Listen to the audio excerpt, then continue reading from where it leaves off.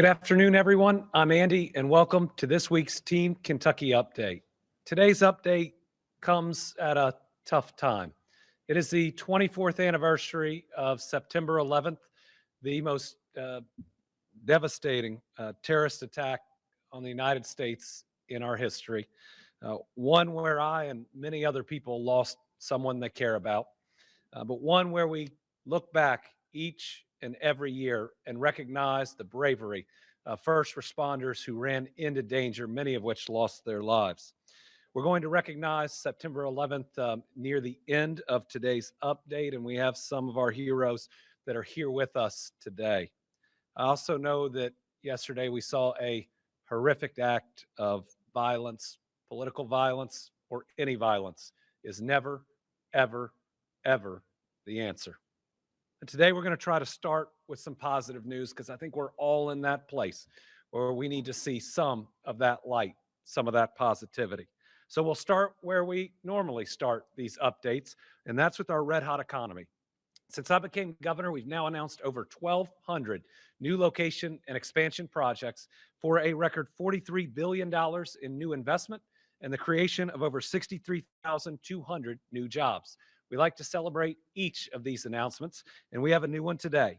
Earlier this week, we announced that Augmentum Arc, a newly formed technology company, is planning to move its headquarters and research and development operations to Bowling Green.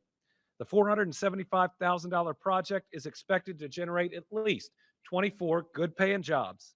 This includes jobs for scientists, engineers, technicians, and administrators. The investment establishes the company's North American hub for fiber optic development, as well as manufacturing of advanced technologies for both commercial and national defense markets. I want to thank Augmentum Arc's leadership for their investment, and I want to welcome them to their new Kentucky home. And just yesterday, Lieutenant Governor Coleman joined local officials and leadership from Health Track RX to cut the ribbon on its new operation in Louisville, a $45.5 million project creating 230 full-time jobs.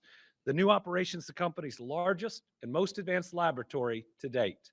I want to thank the company's leadership for believing in the Commonwealth and congratulate them on this great milestone. All right, this week we're also recognizing our historically Black colleges and universities for National HBCU Week.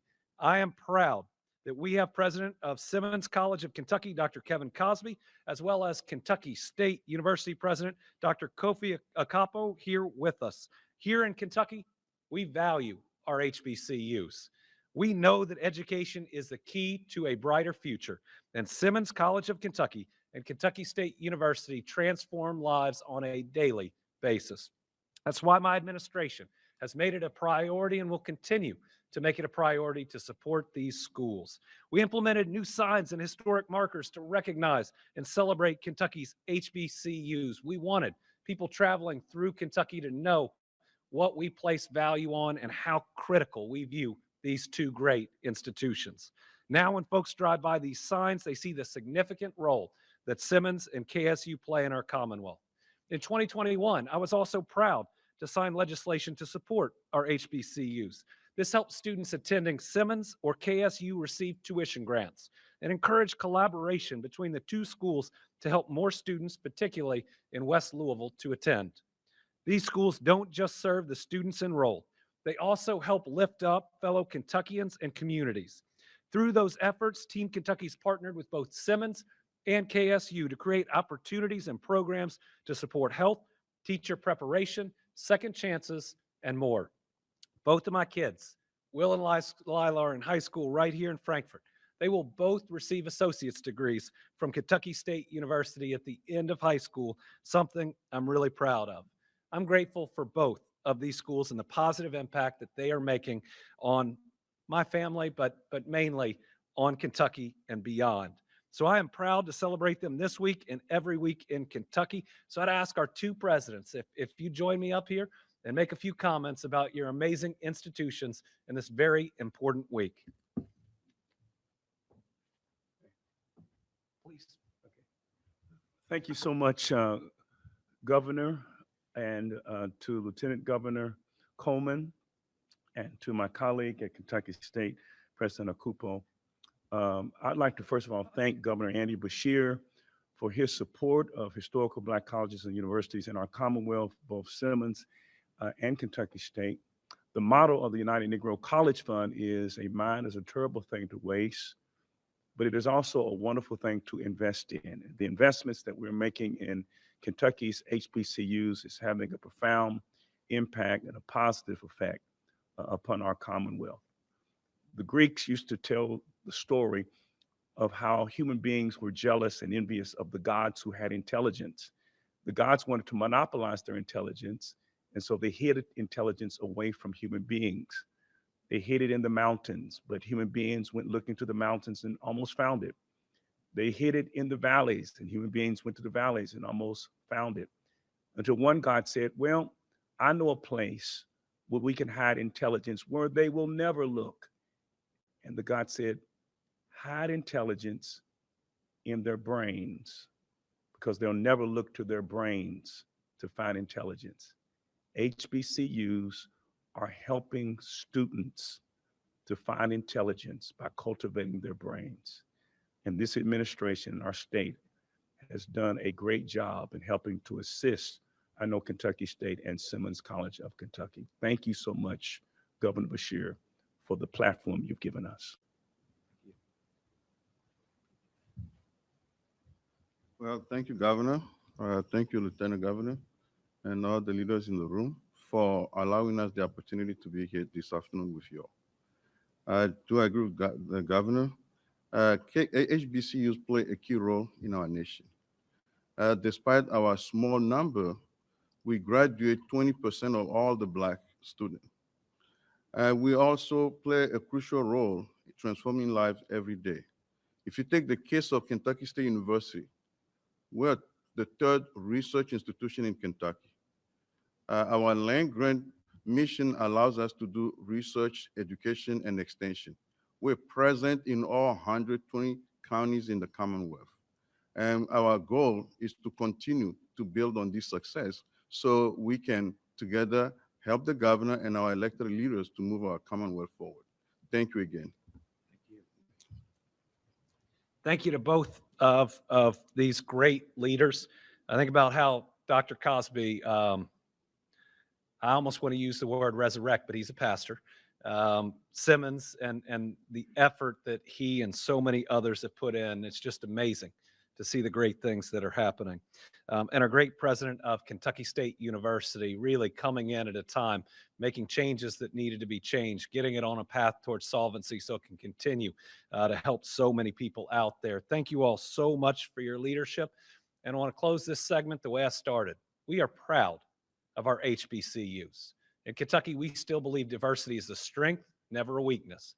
And no matter who else is trying to attack programs that ultimately help everybody achieve, we are going to support those programs, support these universities, support our people, because I think we can do this in a way that lifts everybody up, that leaves no one out, but certainly gives at least the opportunity for prosperity for every single Kentuckian.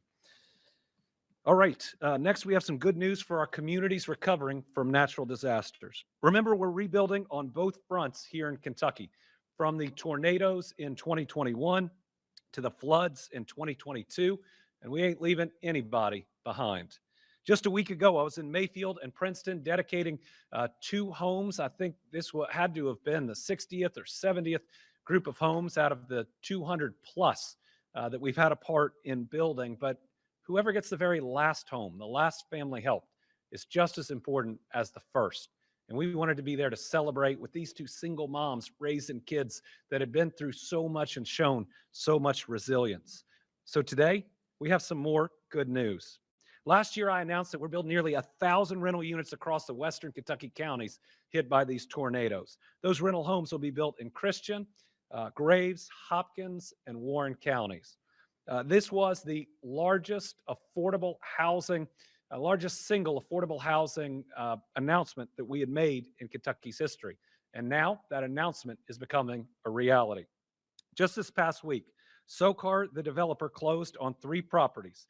294 rental units will go on those properties. 66 at the new Commonwealth Court in Mayfield, 48 at the new Marketplace Commons in Dawson Springs, Kentucky.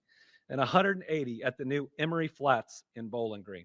We expect to see the construction begin in the coming month, and I can't tell you how excited I am for these new Kentucky homes because rentals, remember, was that part that FEMA didn't invest in, was that part of rebuilding where I had the greatest concerns. And thanks to some really innovative thinking between the Housing Corporation and our Department of Local Government, we did something that I think has never been done before, putting some funds together and creating this amazing opportunity. You know, when you don't worry about right or left, you just focus on moving forward, you can get some real things done. And I am glad, more than glad, overjoyed that we are delivering for people who've been through so much trauma that'll now have that safe place to call home. Now let's talk about rebuilding from the floods of 2022. We are building on 8 high ground communities across Eastern Kentucky. I believe that is the most ambitious rebuilding program in our country's history as we're moving people out of the valleys where they will continue to flood up onto high ground on abandoned coal mine sites where they know they are safe. We are not only lifting up our survivors, but we're addressing affordable housing in Eastern Kentucky all at the same time. We've completed 2 of the 8 sites in Wayland. 14 homes are finished and every one is occupied. At the cottages of Thompson Branch in Letcher County, we finished 10 homes. In Floyd County, we've broken ground on New Hope Estates in Prestonsburg. That'll eventually have 34 homes. At Skyview in Perry County, we're planning for nearly 100 homes, some of which are already going up and under roof, and we know who the first homeowners are going to be. At Grandview in Letcher County, we've announced funding to build the roads in the neighborhood, and today we have some good news for the Chestnut Ridge community in Knott County. We're awarding a first tranche of money, $6 million, to build the first 30 homes on the state's part of that site. The funding will be $2 million to Homes Inc., $2 million to Frontier Housing, and $2 million to the Housing Development Alliance. These 3 nonprofits have been helping us rebuild across Eastern Kentucky. They bring it to every site that they invest in, and we could not have announced a better starting 3 partners. Each developer is going to build 10 homes in this first tranche. We have many more announcements for Chestnut Ridge on the way. We expect to break ground on these homes before the end of the year, and at Chestnut Ridge, we expect to have over 200 homes for flood survivors. These are people and people and communities that have been through the worst. They deserve the best, and these homes are coming up one after another after another. And every time someone's handed a set of keys and their kids are able to run through a house and pick out their room, we know we've lived up to the promise and the commitment that we made. Our journey to rebuild in Eastern Kentucky is an inspiring one. And today, I'm proud to announce that we're ready to share this with the world with Rising. This is a documentary from Team Kentucky that tells the story and strength and resilience of Eastern Kentuckians. It highlights our efforts to undertake that most ambitious rebuilding efforts in the nation following the 2022 floods with our high ground communities. This 60-minute film includes voices from state, local, and federal leaders, as well as flood survivors, nonprofit partners, first responders, and more. Here is a look at the trailer.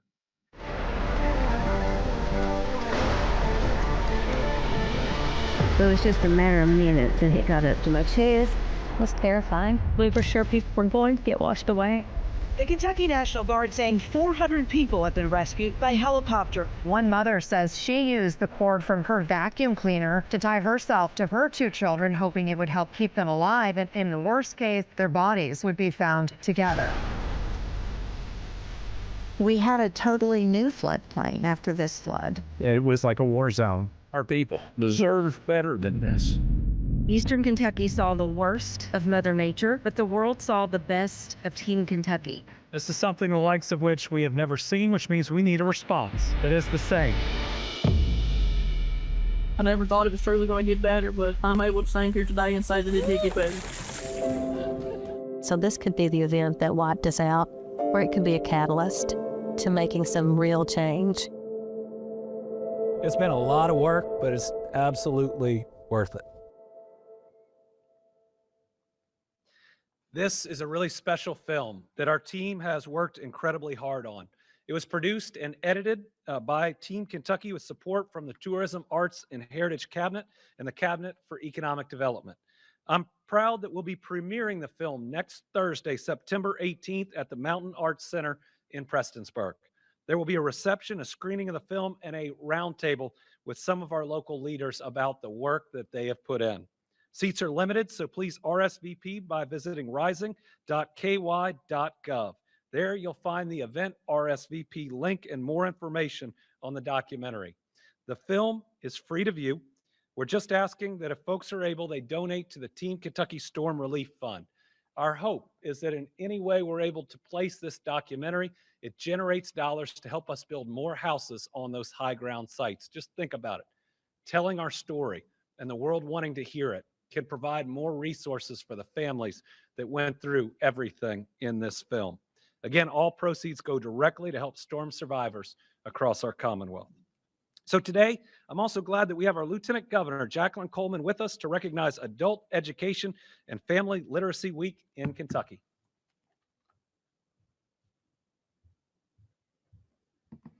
Thank you, Governor. I'm so proud to be with you all today to talk about the importance of adult education and how it's truly making a difference in the lives of Kentucky families.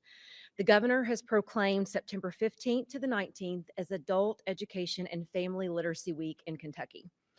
And also September 16th, 2025 is the GED Grad Day in Kentucky. And so I want to take an opportunity to recognize all of our GED graduates. Team Kentucky continues to make outstanding gains in helping Kentuckians open career pathways that once were previously closed. The most recent state data shows that the Office of Adult Education saw an incredible increase of 19% in total enrollment in services. That success is due to the hard work of the Kentucky Office of Adult Education and our statewide network of providers, in addition to our investment in adult education. Kentucky is red hot right now with our economy, and we know that businesses from around the world are choosing us. But we also know that our economic success depends on building a sustainable and skilled workforce. Since day one of this administration, the governor and I have made education, training, and workforce development our top priority. In fact, one of the proudest moments that I can remember from the time we took office was in January of 2020, when we waived the testing fee for GED in Kentucky. Since then, nearly 27,000 Kentuckians have taken advantage of the free GED initiative. That's 27,000 families whose lives will be changed forever. And Kentucky's pass rate is 79%, which is higher than the national average of 74%. We're creating world-class educational and training opportunities by embracing a culture of lifelong learning. This will help workers acquire the skills that they need to remain relevant in a rapidly evolving workplace. We're working to expand apprenticeship opportunities throughout our Commonwealth where our citizens can earn as they learn on the job. And now we're going the extra mile, literally, to help our citizens attain their GED. The governor announced in July that the Office of Adult Education would begin taking GED testing on the road to remove yet another barrier for Kentuckians. Adult education officials will travel to more than 24 areas in the Commonwealth that lack access to brick and mortar buildings to offer in-person adult education services. This transformative step will help make education accessible to everyone and help us build a better Kentucky that works for everyone. So on behalf of Team Kentucky, congratulations to all of our GED graduates. We are so proud of your courage and resilience, and we hope that we have more and more to add to the chorus of people who have graduated now with their GED. Thank you, Governor.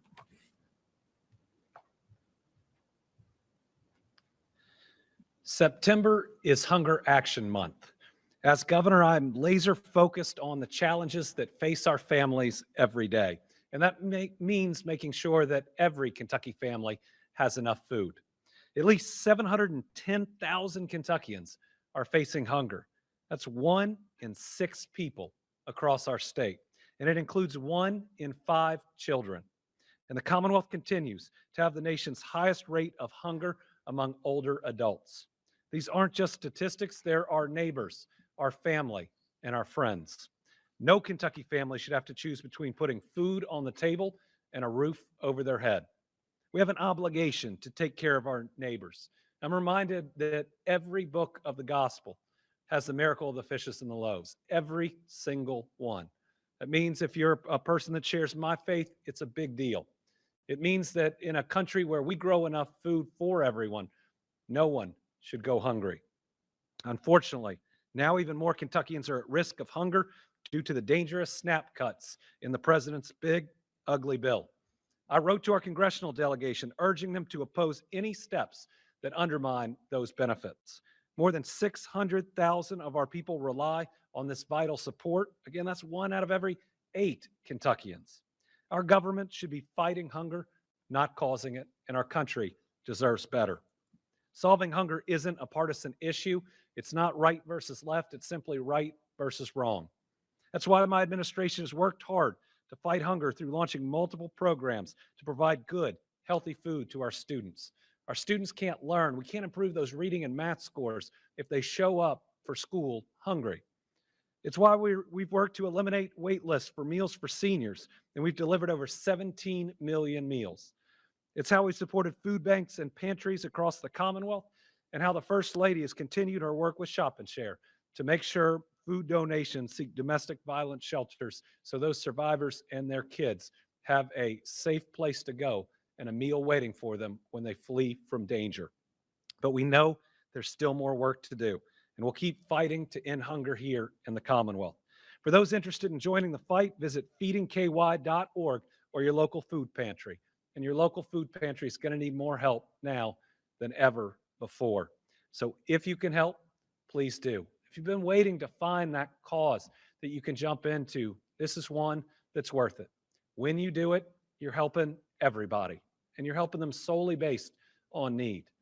And think about the fact that we live in a country where it would be possible for no child to ever go to bed with hunger pains or wake up not being able to focus because of hunger. That is within our grasp, but only if we take action and continue to work for that better world. All right, finally, like we started, today is a tough day for Americans as we remember the terrorist attack that took place 24 years ago. In just a matter of hours, nearly 3,000 people were killed. If you are around my age or older, you know exactly where you were when the first tower was hit, and then unbelievably the second. You remember where you were when the first tower started to collapse, and you just couldn't believe it. I mean, that was a day that our nation was changed forever. September 11th's devastating toll includes 343 firefighters and paramedics. It remains the deadliest single day in U.S. fire service history. Now, a lot of people, rightfully, remember September 11th through grief or through anger, but we saw so much heroism that day. You saw the videos, and some saw it live, of thousands of people fleeing that part of Manhattan, but firefighters going right in. The idea that these firefighters, paramedics, and law enforcement officers that had their own family at home, knowing that they probably wouldn't get out but might have the chance to get somebody out, paying that ultimate sacrifice is something that we have to remember and have to honor. And we've got to continue to support their families. I was struck this morning watching the memorial in New York that started 24 years ago with a lot of small kids reading the names of their loved ones that are now in their 20s or in their 30s. I think it's really important that we do not lose track of the importance of 9/11, that we never stop honoring it, and that we have to teach it to the next generation. I remember when my son got his first assignment that dealt with it, and it took me a few minutes to find my emotions and to process through how to talk to my son about a very difficult day and a very difficult time. I lost a friend and a former college classmate, Ted Adderley Jr., that day. In September 2001, Ted was working in his first professional job as a financial advisor on the 93rd floor of the World Trade Center's North Tower. Today, Brittany and I are again thinking of Ted, his mother, Mary Beth, and his loved ones. And as I went back 2 years ago and went through the museum there, I didn't know that they could have a tailored way to where you saw your friend in pictures and in recordings. I was struck that Ted's still 23 because he never got the chance to age another day or another year. There aren't any pictures of weddings or of kids. He stayed the same age, lost to us as the rest of us have had the great fortune of having so many experiences in life. So today, as we remember those lost and honor their families, we've got to recommit to never forgetting.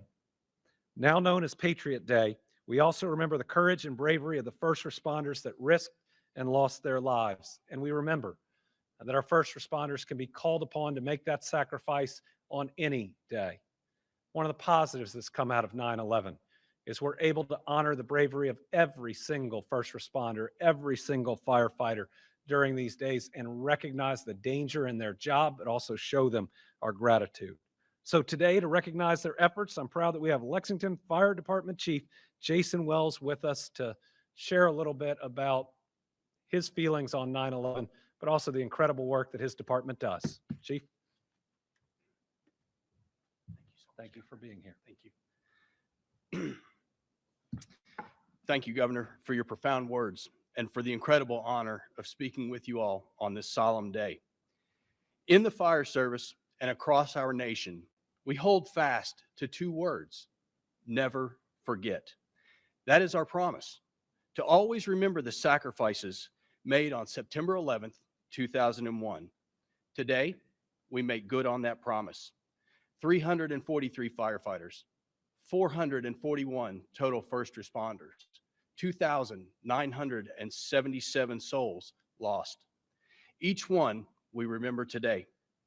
We also remember the thousands of service members who gave their lives protecting us in the war on terror. We shall never forget their honor, their courage, or their ultimate sacrifice. But I also want to remind you that tomorrow marks the 24th anniversary of September 12th. If September 11th revealed the worst of humanity, September 12th revealed the very best of us, our unity, our resolve, and our shared strength. In the days, the weeks, the months after 9/11, we were reminded that what unites us is always greater than that which divides us. On this solemn day, may we honor the courage and sacrifice of September 11th, but may we always be inspired by the unity of September 12th. Thank you. Thank you, Governor. Thank you. Thank you to the chief, and certainly for everything our firefighters and first responders do every single day for us. They are this week's Team Kentucky All-Stars. I was also listening to the chief, and what an important message for us with everything else we're dealing with as a country. In times of senseless violence, we have a choice to come together or to further fan the flames that drive us apart. As we think back on that day that we so violently lost almost 3,000 people, we saw an example afterwards where people were at their very best. And that's where I hope our country will go. Again, violence is never the answer, ever. And I hope that every leader out there will answer the question whether they believe violence is never the answer, ever, or violence is never the answer if directed towards people like them. It's got to be the first if we're going to continue to be the great country that we are. All right, there'll be no Team Kentucky update next week. I know everybody's really upset. Remember, you can follow our great news from around the Commonwealth on our social media channels. We'll see you back on Thursday, September 25th at 1 p.m. With that, we'll turn it over to our journalists. We have 1 in studio, 3 on the line. We'll start with Megan from WLEX.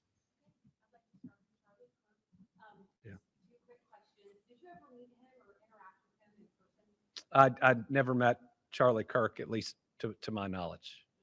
Yeah. During the news, I know you issued a statement Yeah.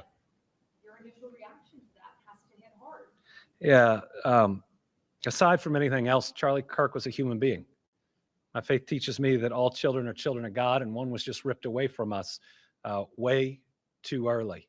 And whether or not I agree or disagreed with anything he said, he's got 2 little kids at home that love their dad like my kids love me. It's an incredibly violent moment that should never happen anywhere. And again, we've seen rightfully everybody speaking out against it, but it can't be used to further divide this country and shouldn't be. Let's just stand up against violence each and every time, period. And I know that there are some folks out there that are probably hurting. Listen, I lost not just someone that I'd met once or twice, not just someone I looked up to. I lost one of my closest friends in a mass shooting in Louisville. I know how much it hurts. I know how angry it can make you, but anger doesn't help us heal. Anger doesn't help us make sure that this doesn't happen in the future. And lashing out at groups of people cannot be the answer to creating a better Commonwealth and a better country. Okay. We've seen condemnation across the political spectrum, but we know words only go so far. What concrete steps have to happen so that this violence stops? Yeah, we have seen widespread condemnation, and what we've got to see is it happening not just when there is an act of violence, but when people's rhetoric could create violence. You can't fan the flames and then condemn the fire. So what I'd like to see is leaders on every side condemning the type of speech that just goes too far, that suggests that one group of people aren't American or don't deserve to be here, or incites violence in different ways. I'd like to see us speak out against all of that. Now, here in the Commonwealth, I also think that we don't have a lot of the tools that other states have to prevent, whether it's an act like this or certainly some of the school shootings that we've seen. And that's pretty simple. It's a red flag law. I think a red flag law allows law enforcement to go to the courts when they know somebody's about to commit murder and hopefully stop it before it starts. I know some might be worried about Second Amendment rights, but that's what a court's for, to uphold the Constitution. It's the right place to go. And if we allow a court to decide custody of our children, certainly we can trust its judgment when law enforcement think a murder is about to occur. All right, next we've got on the line Isaiah from WHAS. Hi, Governor. Thanks for taking the time. I have 2 questions. I wanted to start with one on charter schools. Do you envision a Kentucky with charter schools? And if so, how would they be funded? And the second question, some Republicans here in Louisville are calling for Kentucky State Police assistance for highway traffic enforcement to allow LMPD free them up for some of their responsibilities locally. Would you be open to that? Thank you. On the second question, that's something that we've discussed. We want to make sure that we're being a good partner to all of our local law enforcement units, that they are able to put as many of their officers on the streets as possible. That's one of those reasonable type of solutions, along with raising pay for law enforcement and first responders that can help make our communities potentially safer, not just for a day or a week, but in the long term. His first question was?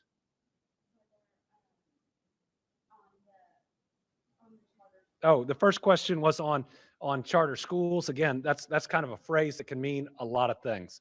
If people are talking about private charter schools, they should not exist in Kentucky because state funds cannot go to non-public schools. The idea there is that public schools, that people argue public schools aren't doing well enough or aren't improving. So let's create a totally different group of schools that have none of the same rules and regulations and give them flexibility. Well, how about you give a lot of that same flexibility to our public schools?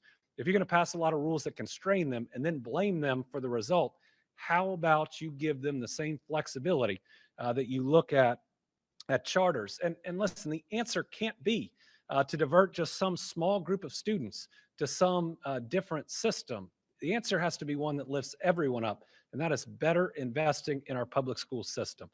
Now, there's a question under the law of whether there's such thing as a public charter school that would be governed by the school district, I think there you've got to look at all the different details. I certainly believe in magnet schools.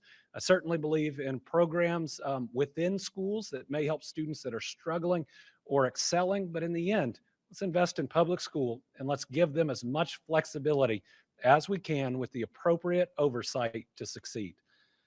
Tom Latek, Kentucky Today.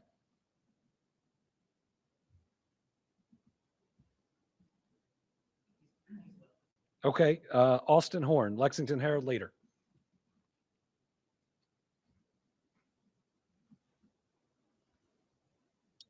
Thank you, Governor. I'm just wondering, you've got a newfound national profile.